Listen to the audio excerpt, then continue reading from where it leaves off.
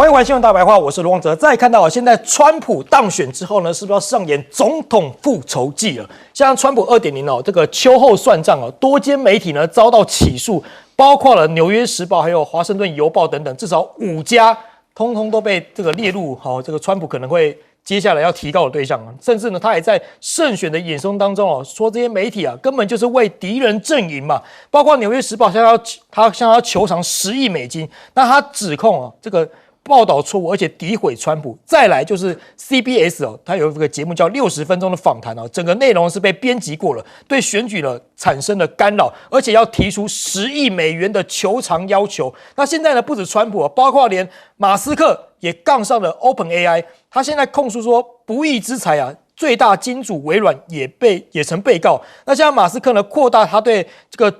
ChatGPT 还有这个开发商的这个 OpenAI 的诉讼啊，那除了加告这个提告之外呢，还将对这个 OpenAI 的最大金主微软也列为被告。可是微软为什么被告呢？是不是微软在选前捐了16亿台币挺贺锦丽，所以现在要被清算了？现在大家也引发讨论。那再来，川普的新内阁大家也讨论度非常高。那川普新内阁难道都没有事情吗？现在也被起底了。这样川普打破传统，部分内阁人士要跳过FBI 的背景调查。那之前呢是透露，川普决定某些人将跳过这样调查，改由民间公司来审查背景。那甚至有些这个川普的国防部长的人选也被点出说，过去也有性骚扰的一个情形，甚至他过去也曾经说是跟极右派组织有关系的，甚至身上还有相对应的刺青文字，这个也被大家拿出来讨论。那另外呢，包括了川普提名的这个国家情报总监加巴德现在也惹意了，所以日媒说，日本媒体说，根本就是日本的敌视发言，因为他在2023年发表了日本敌视发言说太平洋侵略国再武装，所以会不会这个人上任之后会影响到美日关系呢？那再来，刚刚谈到马斯克，现在再谈他一次，因为马斯克现在传出跟俄罗斯的高层频频通话，引发国安疑虑啊。现在美国的参议员要求展开调查，这个也让他非常好奇，因为当时川普打电话的时候，马斯克也在旁边。那现在马斯克要被调查的话，也变得蛮有趣的。好，那川普当选之后呢，现在会不会也暂停援助乌克兰？像欧盟要自救咯，因为现在泽伦斯基他也跟川普通话了，也认为现在战况有点艰难，他信心喊说希望乌俄战争早点结束。现在包括德国将军也指出说，俄军现在主导的全战线战争不存在逆转胜的神奇武器因为他甚至谈到金牛座飞弹时呢，说这方面德国已经讨论足够，那每种武器都有它的价值，没有一个武器能够扭转这个战争的局势让游戏规则的改变者。好，那再来看到川普当选之后，现在连波兰总理跟其他世界的领导人也在讨论乌克兰的问题，是不是欧盟现在来救乌克兰？因为美国接下来会不会救不知道，所以现在波兰的总理也说将与世界各国领导人举行会议商讨如何应对川普当选之后乌克兰日益严重而且紧张的局势。那波兰呢现在强势部署黑豹坦克，要来镇压这个俄罗斯边境，来释放强硬的讯号，甚至现在欧盟也震撼出手了，现在要提供这个3亿欧元相当于5个会员国的这个采购的专案来给乌克兰。好，那再看到现在战火未歇G7 重申持续让俄罗斯付出惨痛的代价。那 G7 的声明还提到了说 G7 确认了透过制裁、出口管制还有其他的措施，让俄罗斯付出惨重的代价的承诺，他们会跟乌克兰站在一起。那现在包括了俄罗斯也要反击，俄罗斯说宣布限制向美国出口浓缩铀。哇，那这样一出口反击之后呢，像美国受得了吗？全世界受得了吗？甚至还要切断天然气供应给奥地利。现在就让乌克兰的外长批把能源政策、把能源当作武器来做。那现在包括了俄罗斯周五通知奥地利即日起停止经由向乌克兰传送天然气。那乌克兰的外长就痛斥说，再次将能源当作武器，根本就是要大家来拒绝勒索。可是这个呼吁有没有用？大家也是打上个问号。好，先请教一下彬哥，彬哥你怎么看？现在川普当选之后，哇，秋后算账找媒体来算账这个在我们东方人看来会有点不可思议，但是川普就是这样干，是我管你说我没风度，没这样都无所谓，我就是要这样干。那川普其实这一个动作就很明确告诉大家，就是反正不是我的朋友就是我的敌人，就是这么简单。那我对敌人绝对不会手软，我管你有没有道义有没有风度，我就是这样硬干。所以这些媒体现在头也会很痛。因为未来你可以想象，川普现在都还没上任哦，等他上任之后，他会不会进一步去钳制媒体对他的批评？很有机会。我觉得这个是非常有可能会发生的，所以整个美国的媒体恐怕要面临到一个很不一样的一个状况，瑟瑟发抖。是，那马斯克也是同类人，你看他对他的敌人也是一样，我就用诉讼的方式，然后想尽办法去弄你。所以，当这些同质性如此之高的人聚在一起，其实这个对美国的未来真的是个好事吗？我想这个各方恐怕都会很忧心哦。那川普这一次显然他不愿意让任何人去掣肘他，所以呢，他选了一大堆跟他同质性极度高的人，然后他还让这些人绕过安全检查。那这可能会对美国带来很大程度的风险，比如说这个赫克塞斯他到底是不是有忠诚度的问题？他是不是某一些特殊组织的成员？这个恐怕都需要去调查，但川普很可能会利用他的权力，让他能够绕过这些调查。那这个就对，特别他要主掌国防部，这个全世界最强大的军队，未来可能是由他来控制的，所以这个就是非常危险的一个状况。那这个加巴德是一个很明显的右翼，他直接就讲说，我们现在在武装日本是对的吗？这个是当年我们的敌人，他是一个侵略者，所以这个对日本来讲，当然这不是一个好消息啊。可是我觉得。川普完全不会在意外界的这些眼光，他还是会用这些人，所以这就是更糟糕的一个地方。那马斯克当然现在他跟川普还在蜜月期，对，他看起来据说他现在都还待在海湖庄园那边不走，让那个川普的很多幕僚其实心里头很不是滋味，像是闺蜜一样。对，那问题这个蜜月期能够持续多久不知道，但只要这个蜜月期还是持续的，任何对马斯克的调查大概都会变成不可能。我觉得川普都会护着他，所以。未来到底会怎么样，就看他们的蜜月期能够延续多长。那可是呢，你看泽伦斯基最近的一些表现，你就知道，其实他自己心里头已经意识到乌克兰的结局不妙，所以他现在已经松口说，其实他们倾向于用外交的方式解决这个乌克兰战争。可是，当你现在愿意解决的时候，普丁愿意吗？普丁如果正顺风顺水的时候，他还要跟你谈吗？那他如果要跟你谈，提出来的条件是你能够接受得了吗？所以我觉得这个对泽伦斯基跟欧洲都是一个大麻烦。那欧洲这些国家当然一方面希望能够持续支持乌克兰战争，可是另外一方面他们的资源也差不多接近枯竭，他们也很难再提供什么东西给他。那他们也心里头也很清楚，如果乌克兰整个兵败如山倒，那接下来危险的就是欧洲这些国家。是，所以他们到底要怎么样去面对？那现在看起来好像都停留在口头上，包括 G7 啊，做这些宣誓啊。可是问题是，这些欧洲国家自己要担心的就是，现在马上就要换人了。川普一旦上来之后，川普的态度到底是什么？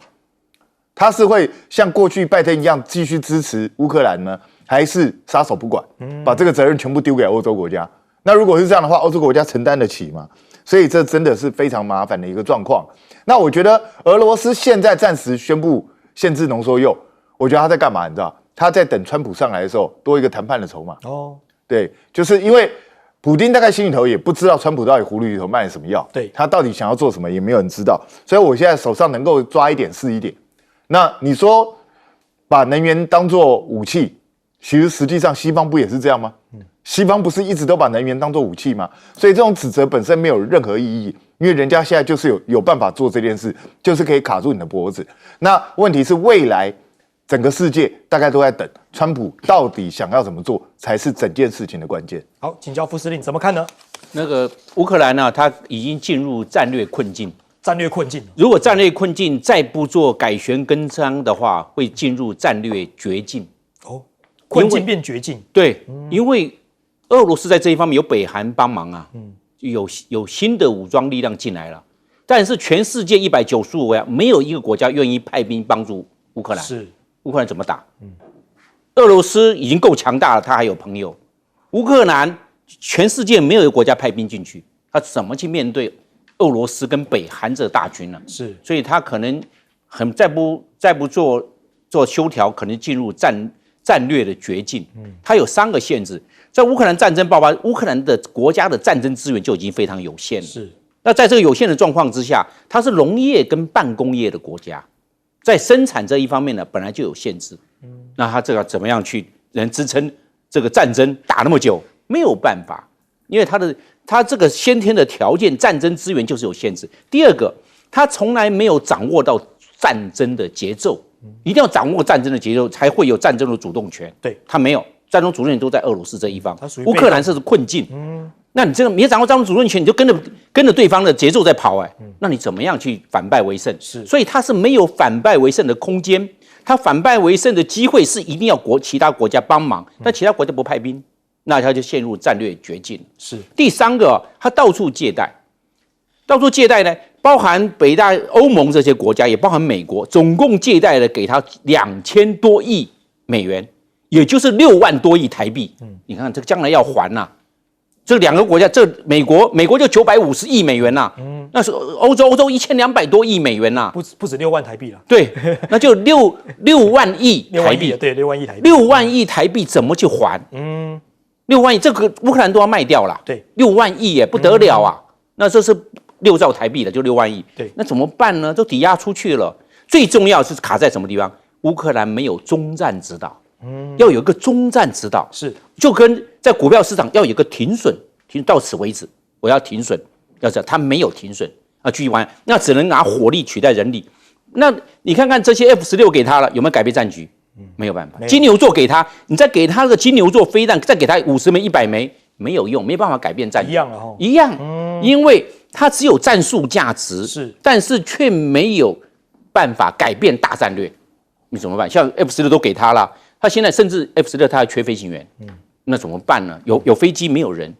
是怎么办？要训练一个飞行员要2年以上，是，那他缓不济急，根本用不上。所以我们可以看呢，这些各种的条件来看呢，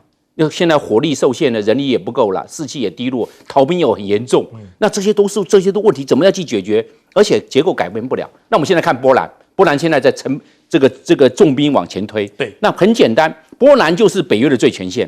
他北约最前线的话，他这个前线建立波兰防线，换句话作战到乌克兰为止，我们北约 OK 是这个样子。是，那这个北约在这一方面呢，他这个向前的部署，却不参战，很清楚，要不参战你早就该参战了。所以你看，他向前部署，但却不参战。是。那第三个建防火墙，那防火墙就在乌克兰跟波兰边境。那不要忘了，在乌克兰的西部啊。除了波兰之外啊，还有罗马尼亚，还有保加利亚。那这个地方当然也建，只是波兰的边境是比较长。对，那就包含罗马尼亚、保加利亚这一线，都有一个我们叫做北大西洋公约组织，叫做北约防线牵住。换句话说，那这个整个作战就框限在乌克兰，所以倒霉的还是乌克兰。是，那乌克兰怎么样去自救？他可能难以自拔，变绝境哈。那请教一下李教授怎么看呢？对，我觉得我们看一下那个川普的用人啊，其实我觉得这一次川普应该是比第一次当总统的时候更有准备了，因为你看现在是11月5号才刚选举结束，对，现在还不到19号，2个礼拜之内，其实川普的国安团队基本上已经差不多都成型了。那对比他第一次明显的不同啊，而且这一次大家可以仔细看，他用了蛮多中壮代，包括国会议员，是哦，主要的这几个位置啊，国防部长这个。国务卿，还有包括所谓的国土安全部的部长，还有包括国家情报总监、中情局局长，但是40几、50几岁为主。他第一次担任总统的时候可不是，第一次担任总统的时候，他请了很多军中的退役的高阶将领出任国防部长，包括马蒂斯60几岁，前陆战队的上将，也包括后来第一个他的国安顾问。陆军的3星中将退伍，第二个国安顾问也是来自于军旅，还有国土安全的部的部长凯利也是4星的陆战队上将。但现在他其实不用，更有自信就用自己人。我相信这些名单他心里面早就有谱。那第二个是当然现在即便是共和党在国会参议院掌有多数，至少53席，是那民主党一定是磨刀霍霍。但是这些人选推出去之后，可以看到这几天可能。不友善媒体就开始在找这些背景，包括国防部部长。但目前川普就力挺，意思是说这些人选只要能够挺得住、爱得过，当然就是顺势，他还是会正式的提名，会直接去用，这毫无疑问。是第三个是马斯克，我觉得他的角色真的是比较特别，因为大家都说他的蜜月期跟川普能够维持多久，但他现在有点涉足的地方是跟外交事务相关。对，那这一点可能就跟川普赋予他的重责大任这个。政府效率部是超过这个范围，因为他当川普跟泽伦斯基通话的时候，马斯克在旁边，马斯克还去见了这个伊朗的相关的人士。那这一点，我觉得重点就必须是川普知情，而且要充分的授权。那再加上大家一直认为说，有可能，因为马斯克跟中国大陆关系比较友善，好，所以未来要怎么样去做协调，我觉得还要去看。以川普为主的这个国安团队，他在这些众多的外交关系里面怎么去定调？要讲一致的话，口径一致，而且动作一致。这一点在川普第一任期的时候没有这么完美。当然很多人那时候说这搞不好是川普刻意的，有人扮黑脸，有人扮白脸。但是对比于拜登政府这4年，其实他的高层官员是国务卿、国安顾问跟国防部长，其实4年就用同一个。政策的稳定度非常高，官员熟悉他的业务，而且讲话你不会发现说有任何的矛盾。那现在就是要考验川普这4年他会不会比第一任期更加的精进进化版？我觉得看起来是的。好，我们休息一下，广告回来继续讨论。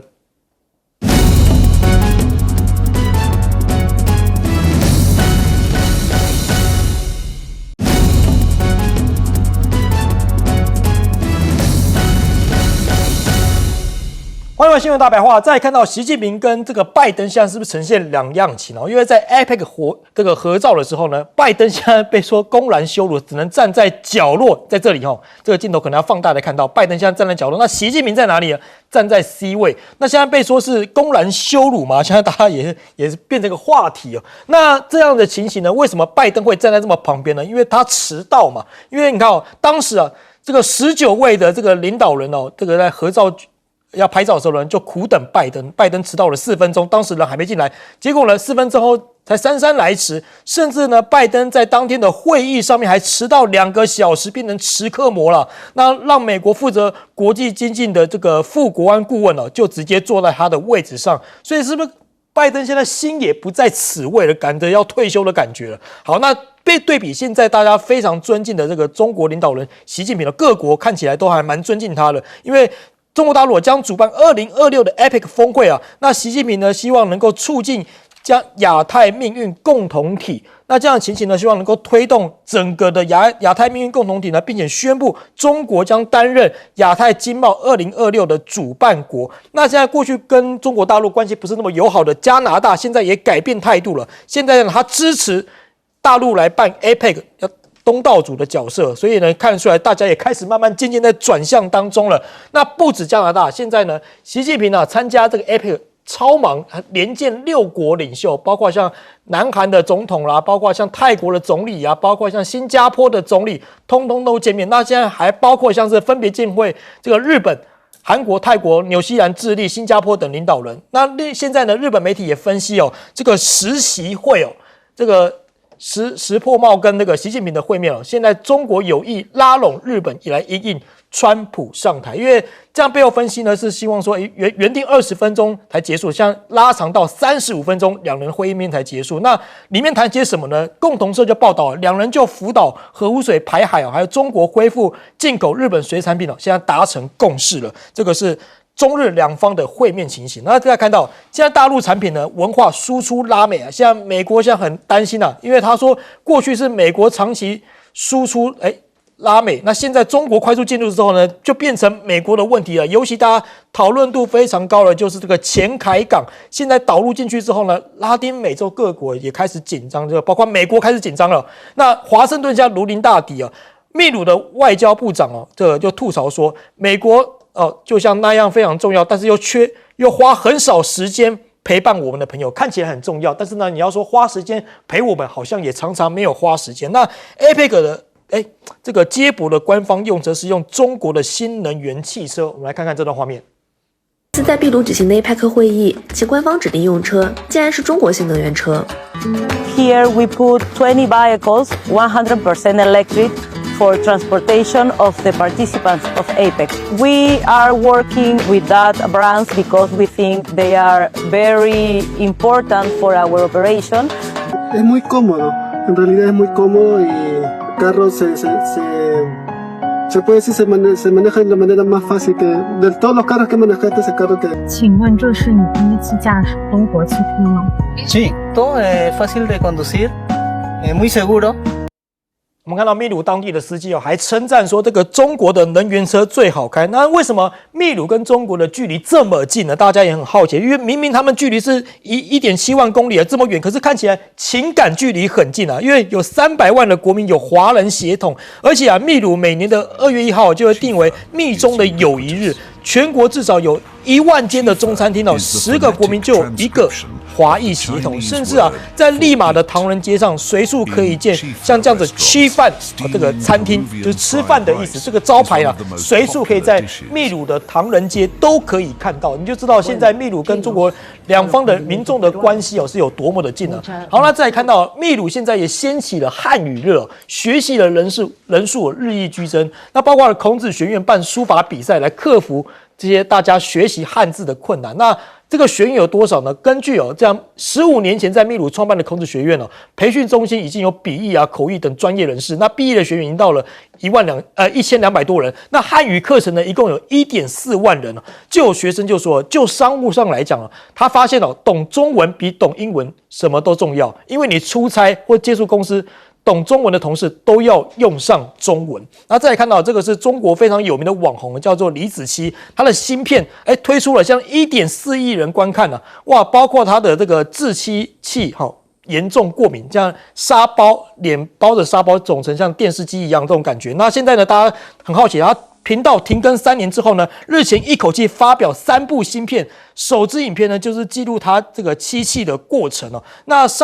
12号上片之后呢，微博就高达了1.4亿人观看数那包括像是 YT 上面有1200万人次点阅，相当惊人。那他复出之后呢，其实包括了 YT 的留言区有6大洲的各国语言都在说很想念他，希望他回归。那为什么他的影响力这么大呢？我们持续来看，就是他停更这3年里面那李子柒在海外的影响力不但没有被消减，反而他的海外的社群平台的粉丝数还增加了500多万人。那看到他回归之后呢，当然有些人就要酸言酸语了。这个呢就是 BBC 就开始有点要酸言酸语的感觉。他说 BBC 给李子柒打上了一层灰色滤镜一篇标题写着我很想你们，中国社交媒体的宠儿又回来了。但是报道里面给李子柒打上了中国政府跟中国共产党的标签，并且声称他能够在自媒体这个行业取得成功，是因为得到中国政府的许可。那西方媒体现在是不是都见不得中国民众有好的发展呢？这个也被大家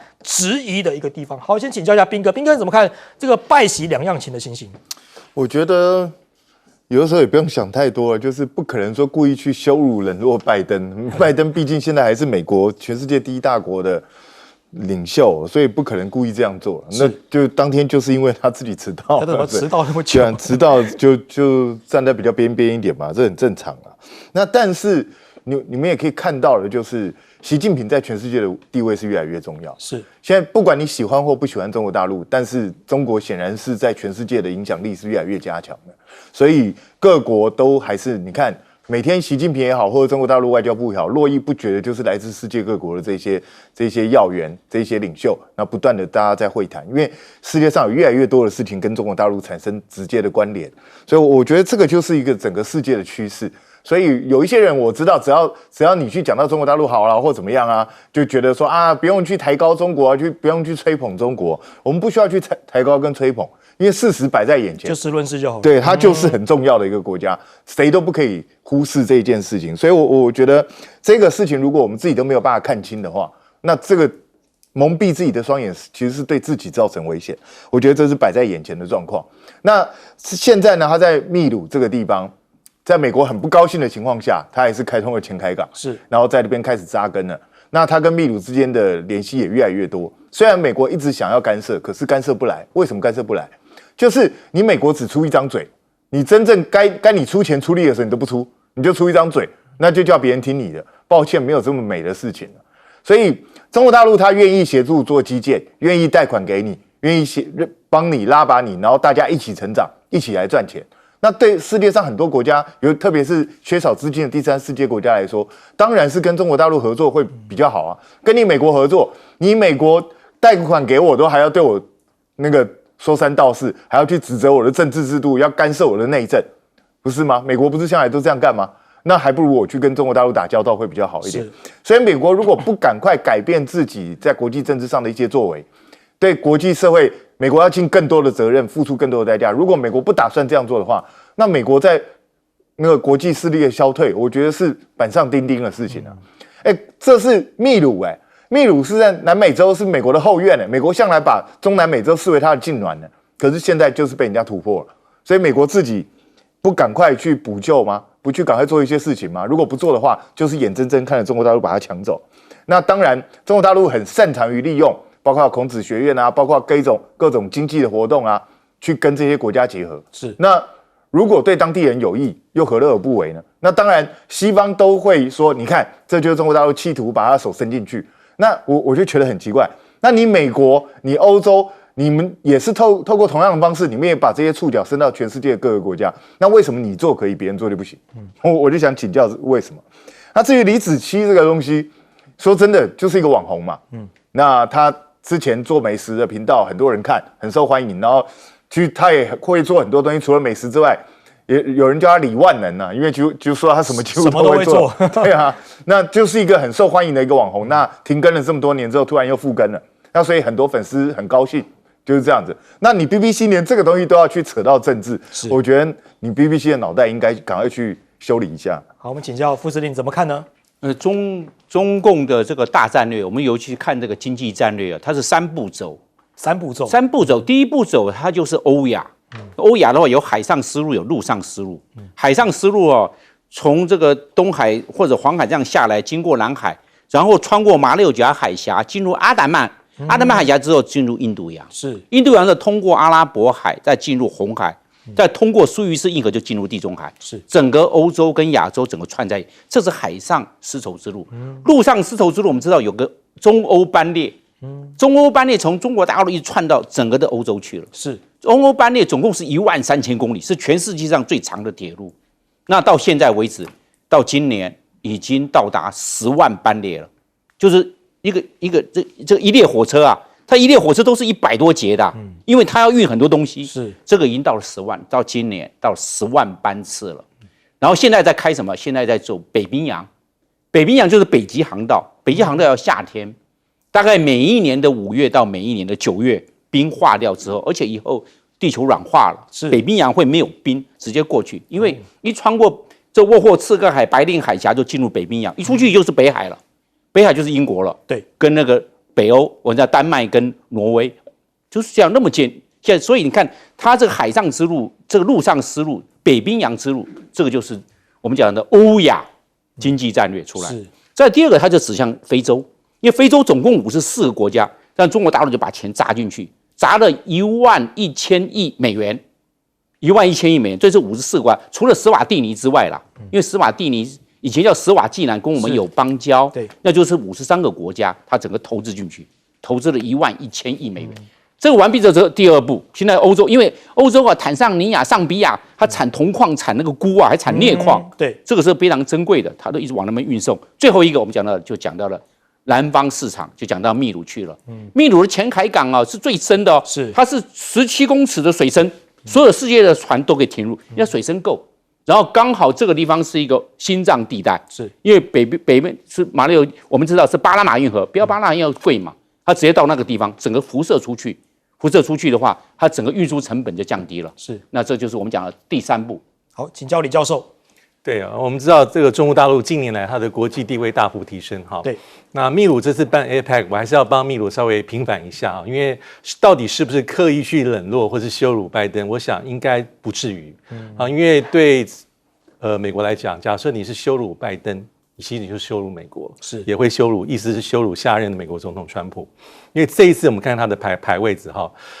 这个拜登是在第2排。右边第2位，对，其旁边2位就是我们的代表林信义。那习近平是在第1排的左边数起来第5位。因为秘鲁在2016年跟2008年也做 APEC 轮值主席，我特别调了照片来看，2008年那一次小布希任内最后1年，一样右边第2排倒数一样的位置，那往两边数2个，再往左边2个就是我们连战。当时的这个胡锦涛是第1排左边第5位，跟现在一样。再来2016年奥巴马政府，奥巴马最后1年，当时也是秘鲁任职主席。奥巴马站的位置也是一样，第二排右边第二个，左边隔2位是当时我们的特使宋楚瑜。当时的习近平也是第一排左数起来第5位。是。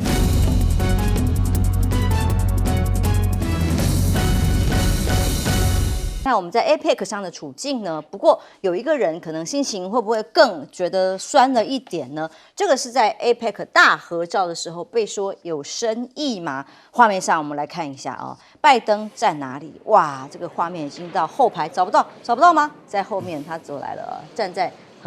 第2排的右后方。林信义就隔了他一个，还相对往中间靠了哦。当大家看到这个画面的时候，你看拜登在这儿，习近平在这儿。这个是秘鲁的总统在中间，可是其实我们仔细看一下，当然 Bloomberg 的说法是说有新闻稿啊，就说这是按照字母United States， 所以是按照字母站在后面，这是站着按照位置排的，是其他的国家可能没有按照应该有的顺序乱站，那是吗？因为过去呢其实没有一定的常规，川普去的时候也曾经站在中间一点啊，那。原来 C 开头 China 比较好站嘛哈，我不知道，但总之拜登在这个后头就会感觉真的心有点酸，人走茶凉啊。现在美国的路线究竟会往哪里走？各国都在观望，但很明确知道说不会是拜登的路线嘛。所以当习近平跟这个拜登在 APEC 场边会谈的时候呢，强调的是什么呢？习近平强调美中关系起起落落，维持关系稳定的目标没有变，所以希望跟美国政府保持对话，推展合作，管控分歧。那要求呼吁美国做明智的选择。拜登说美中对话预防误判，确保两国的竞争不会变成冲突。说真的，这个时候拜登的任何谈话可能也都没有办法代表着美国未来的路线跟发展啦。那所以我看到我们林信义还特别去致意啦，邀请他到台湾来访问，拜登一定觉得很暖嘛所以看看这个对话里头，习近平好像是每一个人，不管是拜登还是习近平，大家谈话都要谈给川普听的。像这一段例如要有正确战略认知，新冷战打不得也打不赢要有信用要平等对待不要踩红线等等的。纽约时报报道，这2个人都在对一个不在场人的发言，川普谁能够主宰棋盘？这个是秘鲁的高层说，习近平现在才是 APEC 的明星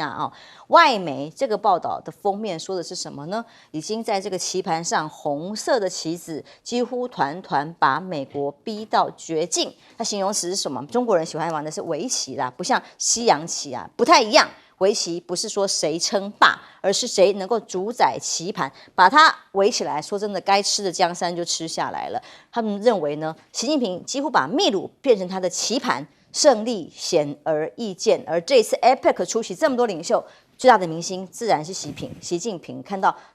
盛大的欢迎的队伍，还有前凯港，当然很重要。所以秘鲁总统说跟谋求国家发展最好的榜样是谁？他指的是中国。两国之间关系很亲近，而且跨越太平洋，跟中国拥抱在一起。好，那来看看前凯港啦。通过了前凯港的各种合作，几乎打通另外一条重要的航道的时候，川普的过渡团队顾问克拉夫说话了。他说，如果你们有货物透过这个港去通过或运送的话，那就应该要缴纳60%的关税，就像从中国出产的产品一样。也恐吓可能会透过从这个港口去出口或代替掉美洲的重要的通路的这个可能的国家，就恐吓大家。而高盛分析报告里面指出，中国大陆可能就是川普贸易战2.0的第一个头号目标。他以上任之来，当然从他目前所用内阁就可以知道，马上就要对中国出手的话，他的分析认为可能初期未来是60%的关税，初期一上任可能就会先提高20%，但如果前中国人民银行副行长朱明就说了，如果真的到这个60%关税的那一天的话，北京必将展开报复。这当然是也是全球一个经济供应链的大灾难、大挑战了。川普的贸易关税战要来了吗？高盛下调了包括铜的目标价，还有连金价也趴到了2500到2700。那美股当然一开始有庆祝行情，后来也在波动当中。亮哥在 APEC 上看到的画面，拜登的处境似乎也说明了一二。表面上就是字母排列啦。那拜登 APEC 本来就没有提出什么 offer 嘛，他也快卸任了这个中国大陆是这样啦，因为它最近几年的那个货贸如果论货贸啦，那中国跟拉丁美洲的货品贸易已经超过美国啊。那个基础建设也是迅速在成长嘛，合作。那很多国家都有重大的项目在进行啊。不过如果就贸易额啦，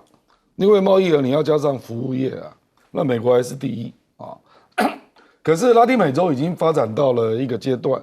就是他们需要工业的提升嘛。因为你可以看到，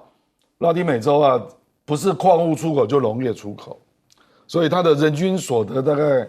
到1万就见顶了啦，就上不去了啊。像秘鲁就是接近8000，所以他当然很希望能够有什么东西可以拉他一把嘛啊。那刚好那个前海港，还有另外一个港口啦，可是很近啊，那2个加起来就会变成南美洲第1大港区了啊。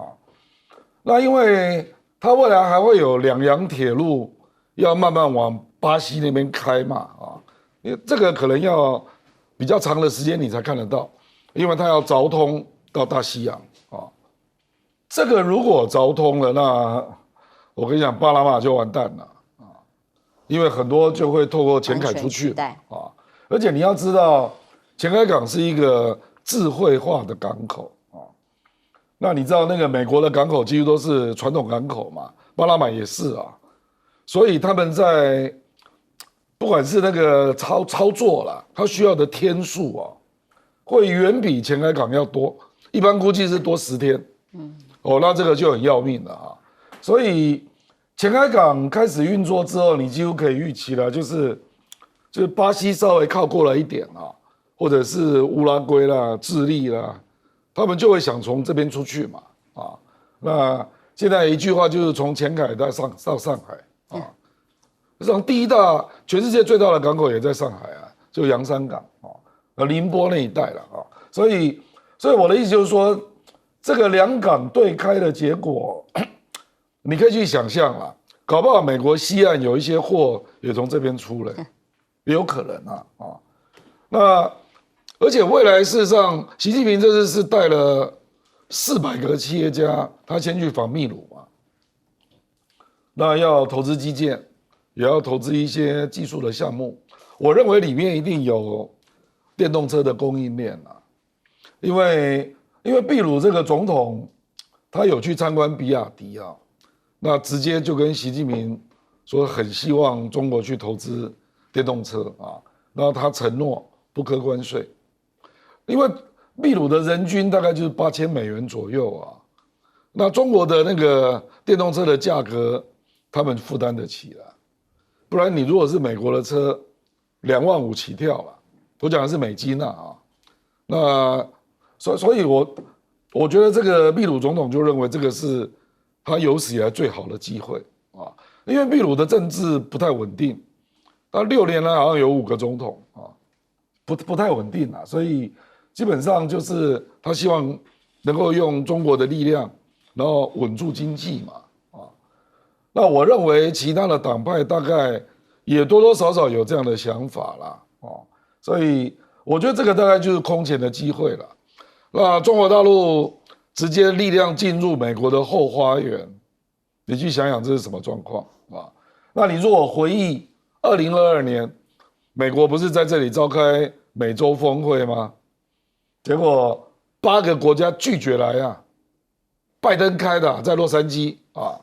，8个国家不去啊。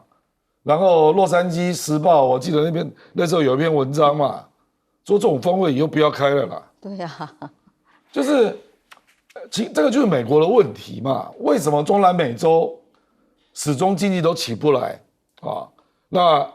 出口到美国的变成最多的是难民，你知道，非法移民，那就表示他的经济没有起来嘛，才会有这种状况啊。所以他们当然想说，那中国看能不能带来另外的机会，这样。杨老师看到 APEC 上，我看到美国方面还特别赶快发新闻稿澄清说，哦，拜登没有被冷落，如何如何。其实这更代表了他这次强调自己还是有影响力的这种面子问题。其实这个拜登真的在这个场合，我觉得应该是一个欢送会了哈，它真的并不重要，因为它跟就是川普的政策差异太大。如果今天是贺锦丽当选的话呢，拜登来参加这个会议，那就意义很大了，因为他有政策的延续性。可是川普现在他的政策到底是怎么样？他连他的内阁我们现在都没有完全的底定哦。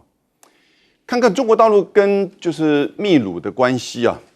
大陆念秘鲁啊，台湾念秘鲁好像是啤酒的样子。对呀，秘鲁，你知道西元2000年的时候，中国跟秘鲁的贸易是多少？7亿美元。去年呢，376亿美元，24年增长了53倍。但这里面有趣味的是，中国大陆的出口一直都以为说，因为中国大陆出口是比较多，对不对？跟秘鲁不是，秘鲁的出口255亿，中国大陆出口是121亿，所以这个前海港对秘鲁的重要性就很高了。因为秘鲁其实有最主要是这个铜矿产的这个出口，所以呢，它在这个利马北部的这个前海港，那这个深水港其实一直都是大家都觉得很重要的，但几十年来没有人去开发。那中国大陆去花了很多钱在这边做开发，主要就是由那个中国远洋运输这边负责，它大概取得了60%的这个股权以及经营权，所以呢，将来秘鲁会通往亚洲，甚至整个中南美洲通往亚洲，你就不需要再到这个墨西哥或者是旧金山的那个叫做长堤港去换船，然后呢再通往亚洲，时间减少将近10天到2个礼拜的这个时间。那这个川普的这个所谓的顾问说，任何经过前海港或中国控制的港口，我们都要课60%的关税。那所有的国家的产品你都要课60%了，因为美国自己的研究嘛，全世界已经超过60个到70个港口里面很多的这一些港口都是由这个中国远洋运输，他们主要负责营运，但不是控制哦。这个营运事实上是加速了，就是整个通过港口的这个时间来的这些企业愿意，然后呢，这些国家也赚的比较多的这个钱，所以呢，这些如果说你要通过这个港口照美国的这个货运都要课60%，那你跟全世界都要课，就显示出川普的顾问的连尝试都没有，讲这种话，民粹到这种地步。如果川普现在开始，他明年上任之后，所有的官员都这样子讲话的话，我觉得他跟这个世界会越来越遥远。但是总是让大家觉得川普是不是什么可能，任何的做法都不排除会发生呢？左老师，所以当这个 APEC 上面拜登必然的结果是这样的啊，那未来美中对抗越来越激烈的时候，台湾又怎么办？好，当然第一个就是说看到拜登跟习近平最后的这一次会面非常有趣，就是拜登这个跟习近平最后是在回忆他们这4年到底他们怎么样互动的啊。那当然这里头就讲到了非常有趣，但中间经过了很多的波折啦。但最后大陆有一些媒体说是现在是美国从这个4步1无1变成6步了。我认为这个6步里头非常重要的一点就是，拜登其实要向习近平展现，就是说他这过去4年没有以台湾作为跟中国竞争的工具。所以这看起来是在讲他自己啦，当然也有期望，就是说未来川普也能够遵循这个方法，能够让美国跟中国大陆之间维持一个有效的跟密切的沟通。我想他的意思大概是讲这个，所以两边都不演了。就是拜登最后你看白宫的新闻发布讲了很多他对于两岸台海情势的很多的关切，那习近平方面当然也讲了，就是说把我们赖总统的名字都直接指名道姓讲出来了，就是双方都把自己的这个想法、真实的想法，他们坦白的提出来哈。那我认为这个当然对台湾来讲是值得我们去警惕的。第一个就是说，因为以中国大陆的领导人去公开去点名我们的总统，这个是在过去很少见的。因为你说媒体点名，这已经是就是一开始就点名。你像蔡英文一开始到他卸任很少啊，大陆的媒体点名他的很少。但现在习近平的这个新闻发布里头，他就提到了他的这个赖总统的这个名字。那当然这就表示说，他基本上双方留下来的这个周全的空间已经非常有限了。第二个就是大家对于川普未来到底采取什么行动，其实还是有很大的这个不确定性的。哦，那当然，所以未来川普才会有人说，川普有可能会把台湾卖掉，因为这个原因就是说大家不确定嘛。那因为大家现在看到说，第一个排出来这些国务卿也好，或者外交团队是很鹰派，可是呢，川普用人的标准是什么？是忠诚，是要忠于他的这个路线。而川普本人又是交易性的，所以这就更让大家担心。所以我觉得绝对不能轻忽这些中间对于两岸所带来的这种巨大的波折的可能性，以及台湾在当中所面临到这种我们权益的这种很大的这种不确定性。好，接下来来看看川普的新内阁喽，一波波名单，每次公布新一个人，大家都会吓一跳。那但是这件事情也吓一跳，为什么？川普2.0，第一个秋后算账，除了有检察官要辞职之外，媒体也要被算账啦。川普的律师呢，像《纽约时报》，还有这个好几个媒体哦，《美国时报》，还有哥伦比亚广播公司 CBS、华盛顿邮报都形容词起诉啦，其实应该就是提告。正式的寄出了求偿信函，要求包括有台币325亿啊，各种的金额，认为选举期间他们这些报道，对他重大的产生的诋毁，要控告他们，而且要求偿。难怪贝佐斯当时不让社论出去支持民主党。所以川普除了在对媒体的态度是如此非常的强硬之外，也把新设的国家能源委员会，果然啊，所有的环境能源政策再回到了原点哦。川普过去曾经要石油业专把这个叫 Trial Baby Trial， 就是尽量的钻呐，让我们的石油业啊，还有发展石化业，发展我们的经济，创造高薪呐。所以任用这位气候危机不存在部长，也就可以理解了，因为这一位呢是莱特。是化石燃料产业的高层人员，他过去坚定支持石油，然后他说气候危机是不存在的，能源转型也还没有发生，当然是反现在所有气候的协议的。还有这一位卫生部长也是很厉害，过去是反疫苗、喝生乳，甚至也大家的批评，哎呀，川普的食物很不健康，吃麦当劳等等的。所以现在未来美国的新的卫生政策也是大家关注的焦点啊，甚至是这一位啊，国防部长是媒体出身的主持人。那么华邮揭露，他曾经向一位女性造成了有性侵害，当然先前还有官司在的是跟未成年的女性相关的性交易等等有关系，但这次呢是说有性的侵害之后，甚至还支付了封口费。那现在还不知道未来这个事情官司有没有可能会进一步产生，还是像前面的官司一样，就先暂时搁置了。马斯克，我们看到他是要准备来一个委员会的形态，专门删减政府的预算，现在已经特别列出来的，包括10大项目啊，3800亿，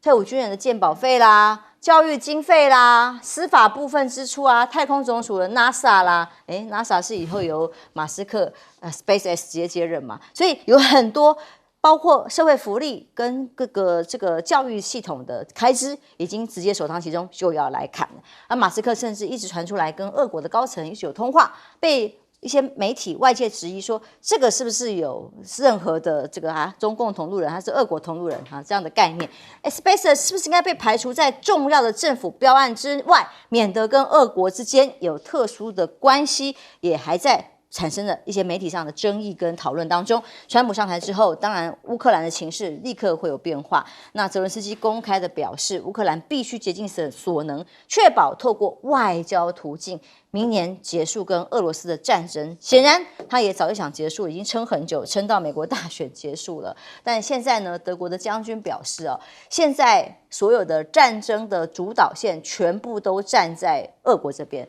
所以，对于有没有可能存在一个什么神奇武器啊，让局势乌克兰有扭转啊，几乎是不可能的。所以是非常严峻的。一觉醒来，接下来乌克兰会不会就出现了一个新的状况？但德国一觉醒来做的事情是跟俄罗斯总统普京通了话了。肖兹跟普京这个通话让泽连斯基非常的不满，也公开的谴责。那内容里头被报道越来越多，包括如果德国有兴趣的话，俄罗斯愿意考虑能源的交易之外，过去2年来跌入谷底的这样双方的关系，现在呢恐怕也因为川普当选会出现了新的变化，尤其是欧洲冬天一来呢，还有很多能源的议题，可能都是德国必须面临的很现实的问题。还有川普迎来欧洲捍卫乌克兰的高风险时刻，欧洲领导人虽然再度的重申说坚定不移的支持乌克兰，但他们都在做一些调整，或者是困难的决定嘛。媒体报道的分析是这样，这是 Financial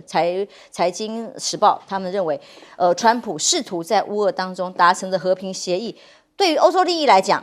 可能如何保护自己的安全，长期的安全，还要怎么付钱，怎么保护，这个才是他们真正关心的事。亮哥，先来看看这个新的人事啊，包括告媒体啦，还有新的各种部长。我觉得川普大部分都是用非主流价值或者是体制外的人嘛，那其实这个是帝王术啦，就你要冲击体制，你当然用外面的人。用里面的人，里面一大堆人际关系。那另外一个就是每一个人都有一点瑕疵，这表示什么呢？就我敢用你了，所以为什么陈世凯会对赖清德特别效忠？就只有我敢用你当交通部长了，你不效忠吗？比如说那个 Hexas， 你凭什么当国防部长啊？对不对？还有那个司法部长，你凭什么？国土安全部那个女的。Christie 凭什么每一个人都有争议嘛，所以就会更效忠所以我认为美国第一年应该是内战边缘因为我跟你讲，他不止这个媒体算账只是第一波，后面还有政界人物的算账，那个才是真正的斗争那我认为裴洛西一定有的啦这个川普一定报仇的啦。而且案子也不难查，就你老公有没有内线交易还有那个希拉蕊的电邮门重新再拿出来，因为司法部长就是他的贴心那个众议员问题一大堆我就敢用你还有那个纽约联邦法院就等着看吧，我认为那个联邦检察官他已经全部都换了，然后那个纽约联邦法院那些法官他一定会好好来整你我认为他就是带着，实际上我已经看到有人用那个可乐罐写一个 revenge， 叫川普可乐这样在美国啦那民主党也在聚集啦，民主党现在有一个运动那个旗帜也做出来，叫 Not My President，所以两边就准备硬杠了啦然后加州跟纽约州都准备要开他们州的特别的立法会议。要保护他们的权利因为尤其是加州啦，加州那个生育权一定发生严重冲突因为川普不准用联邦的预算去补贴堕胎嘛还有比如说这个不只是生育权还有性别认同还有气候变迁，这加州跟川普一定是完全相反，纽约州也是，所以我跟你讲，未来可精彩了。所以我说未来这一年，那驱逐非法移民我还没讲对不对？所以你去看嘛，告媒体、告政界，然后各种政策，地方对抗中央，然后司法部门不是司法部门，国土安全部啦，还有那个移民官开始驱逐非法移民，是，我认为全国一定是乱成一团然后还有马斯克嘞，马斯克要砍预算，那最快的一定是。砍预算跟砍人事编制嘛，对不对？那他已经列出来了几个部门，社会福利部门人员部门教育部门都是要砍的单位，所以我认为他第一年，你也不要以为他有多少精神去搞国际啦。那个贸易顺差是比较容易算他就会跟你搞贸易战嘛，加关税，这比较容易，这单方的。可是我认为俄乌战争，他绝对没有能力处理绝对没有能力了。本来说上任马上就可以结束的战争，拭目以待。休息一下，马上回来。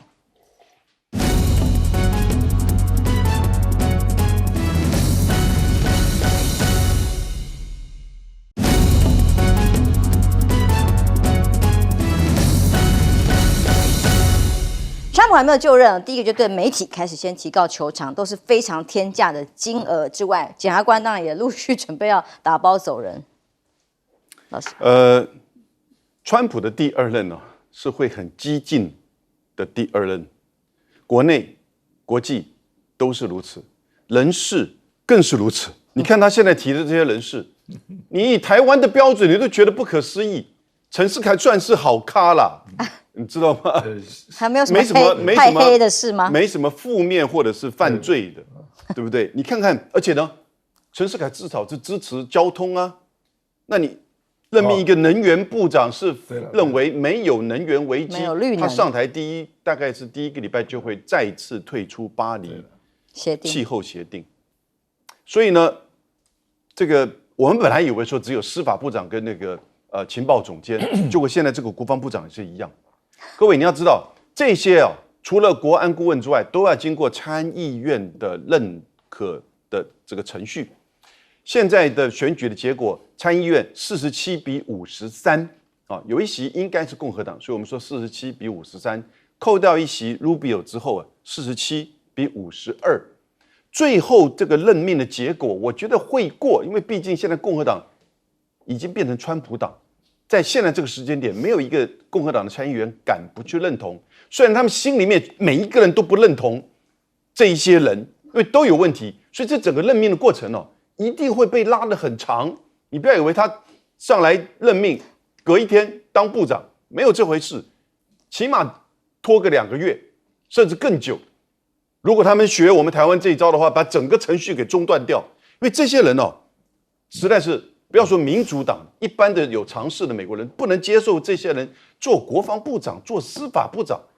那《华尔街日报》自己的标题都说，曾经被司法部追杀的人，现在要来追杀司法部，真的。所以各位这个好戏等着看。他可能要去针对一些，比如说他的政敌，川普的政敌所以用一些这个没有经验又听他话的人。但是呢，真的我必须要讲，普遍的素质太差了，差到你难以想象。我觉得民主党的参议员不会就这样忍下去的。他一定会让这个任命的过程，让你整个媒体蹦出来。现在媒体还好，还客气所以我们台湾这边呢，你不要拿这个所谓成王败寇的观念来看他还没有真正的成，他只是赢了选举。他赢了选举有很多的因素，他这一次的第2任能成吗？我觉得问题很大，然后呢会非常的激动激烈，所以呢国际上也会跟他保持一定的距离的。也蛮好奇的媒体会怎么因应这个后川普现象。休息一下，马上回来。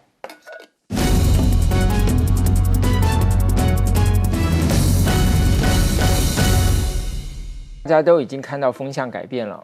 那当然，现在大家注意到说，比如像说这个德国总理肖兹跟这个普丁通话，这个是他们2年以来第一次通话。那当然，泽伦斯基很害怕，就是说，这样会不会使得欧洲各国都开始跟普丁接触？本来大家希望用孤立来创造一种压力嘛，那现在这个情况就被打破了。不过，它反映的更严峻的一个现实就是说呢，欧洲各国的领袖开始去正面看待川普提议要快速的解决这个俄乌战争的这样子的一个想法。我觉得这个可能才是对于泽伦斯基来讲最大的一个威胁。这也是为什么他会公开提出说，明年就要来解决就要来这个停止战争那当然，现在主要大家的原因是什么？第一个就是看到就是说，如果未来川普政府不再提供援助，或者不再像过去提供那么多的援助，那这个缺额变成欧洲各国要补上来。第二个就是在于什么呢？在于说，那泽伦斯基就是说，这个乌克兰在战场上到底还能够打多久？那现在在这个冬天来以前，如果俄罗斯的部队占据了优势，那要等到春天之后，他们才能重新打仗。而这个时候呢，刚好呢又是什么呢？又是